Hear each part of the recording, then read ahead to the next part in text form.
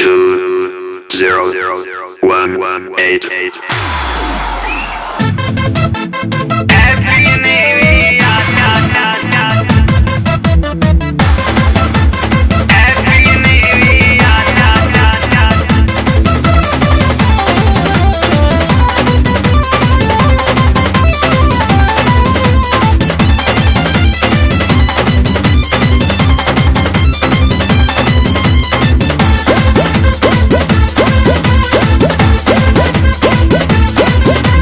रात भर सब केहू जागी 200 के चंदा लागी 2000 भरी जुर्माना नया साल में घर जे भागी पीछे खेतानी में पार्टी होई कहने तनिक लिया तो खा के मुर्गा पी के बियर बोलल जाई हैप्पी न्यू ईयर।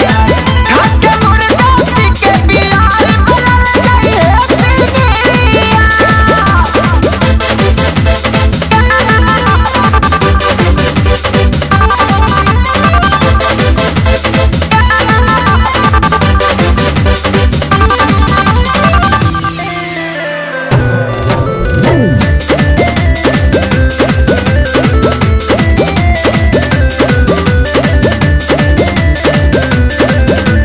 प्यारे लाला नहीं है मसाला लहसुन प्याज मरीच काला कोई खा लई है श्याम देहाती पवन के घरे पठाला।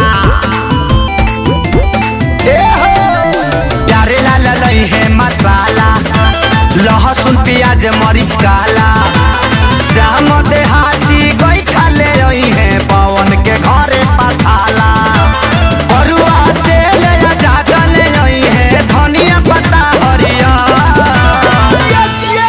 के मुर्गा पी के बियर बोलल जाई हैप्पी न्यू ईयर। खा के मुर्गा पी के बियर बोलल जाई हैप्पी न्यू